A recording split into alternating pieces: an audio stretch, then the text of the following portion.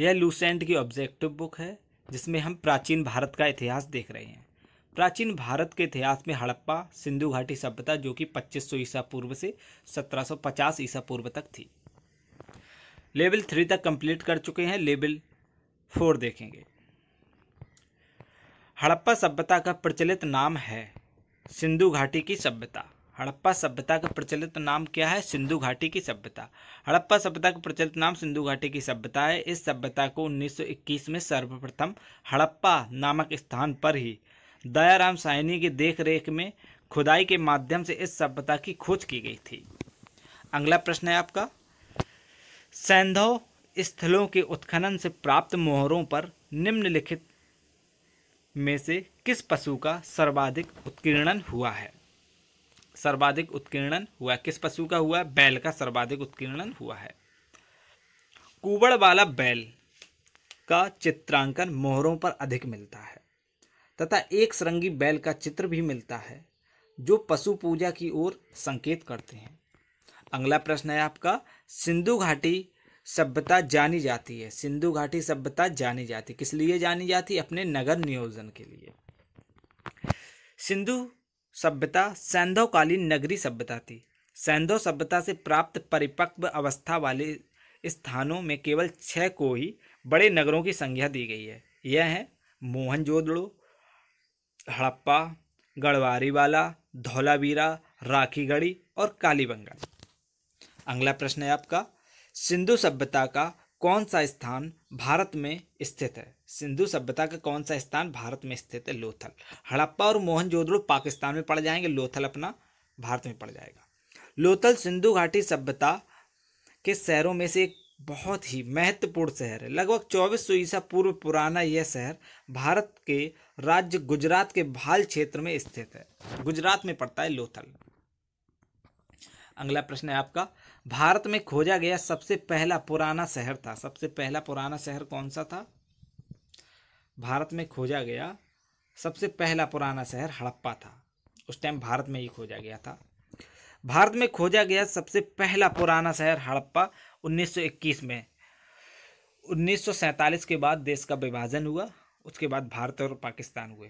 पहले पूरा भारत ही था, जो कि 1921 में दयाराम साहनी द्वारा हड़प्पा की खुदाई की गई।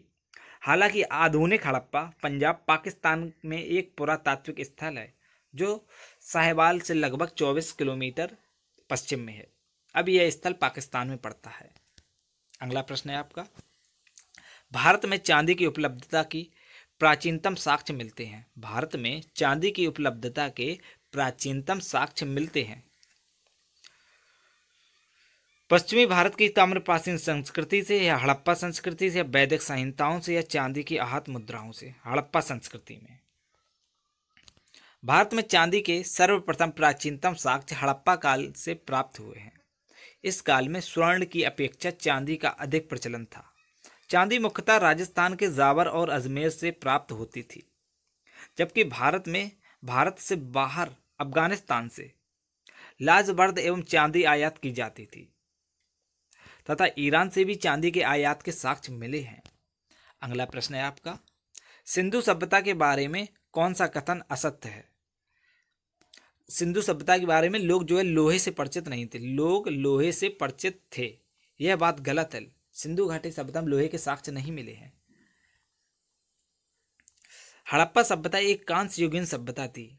यहाँ से तांबा, कांसा, स्वर्ण और चांदी आदि धातुएं तो मिली हैं, परंतु लोहे की प्राप्ति नहीं हुई है। वस्तुतः हड़प्पा कालीन लोग लोहे से परिचित नहीं थे। भारत में लौह युग का प्रारंभ उत्तर वैदिक काल लगभग 1000 ईसा पूर्व से माना जाता है। अगला प्रश्न है आपका, सूची फर्स्ट को सूची सेकंड से सम्मिलित कीजिए। सिंधु सभ्यता की उत्तरी सीमा में कौन सा क्षेत्र पड़ता था? सिंधु सभ्यता में उत्तरी सीमा में आपका मांडा, जम्मू कश्मीर, जो कि है। सिंधु सभ्यता की दक्षिणी सीमा कहाँ है? महाराष्ट्र, दैमाबाद एरिया पड़ेगा जो कि महाराष्ट्र में पड़ता है। मांडा ये जो है आपका उत्तरी सीमा जो कि जम्मू कश्मीर में पड़ेगा। और सिंधु घाटी सभ्यता की पूर्वी सीमा में कौन सा क्षेत्र पड़ेगा? आपका आलमगीरपुर जो कि उत्तर प्रदेश में पड़ता है। और पश्चिम में कौन सा पड़ जाएगा? सुतकांगडोर जो कि बलूचिस्तान में पड़ता है। फर्स्ट का फर्स्ट, सेकंड का सेकंड, थर्ड का थर्ड, फोर्थ का फोर्थ, डी का फोर्थ। सिंधु सभ्यता का विस्तार भारत, पाकिस्तान, अफगानिस्तान में फैला है। सिंधु सभ्यता का सीमा निर्धारण सर्वप्रथम एस.आर. राव ने किया है। इसके अनुसार इसकी उत्तरी सीमा कश्मीर में सिंधु की सहायक चिनाब नदी के दक्षिण तट पर स्थित मांडा एवं दक्षिणी सीमा दायमाबाद एवं पूर्वी सीमा उत्तर प्रदेश में आलमगीर एवं पश्चिमी सीमा पाकिस्तान में सुतकांगेडोर में है। अफगानिस्तान में इसके दो क्षेत्र मुंडीगाग एवं सोर्तुगोई है। अगला प्रश्न है आपका, मांडा किस नदी के किनारे? चिनाब नदी के किनारे पढ़ चुके हैं, जो कि मांडा चिनाब नदी के किनारे स्थित था। सिंधु सभ्यता का उत्तरी पूरा स्थल मांडा जो कि जम्मू कश्मीर में है, ये था मांडा। हड़प्पा कालीन स्थल रोपड़ पंजाब जो है किस नदी के किनारे स्थित है? रोपड़, ये आपका पड़ जाएगा सतलज नदी के किनारे। रूपनगर एक अति प्राचीन स्थल है। रोपड़, यहाँ पर रोपड़ होना चाहिए था। रोपड़ अति प्राचीन स्थल है। नगर का इतिहास सिंधु घाटी सभ्यता तक जाता है। रूपनगर सतलज के दक्षिणी, यहाँ पर रोपड़ होगा, सतलज के दक्षिणी किनारे पर बसा है। सतलज नदी के दूसरी ओर शिवालिक के पहाड़ हैं। आपके 10 प्रश्न कंप्लीट हुए। लेवल 4 कंप्लीट हुआ आपका।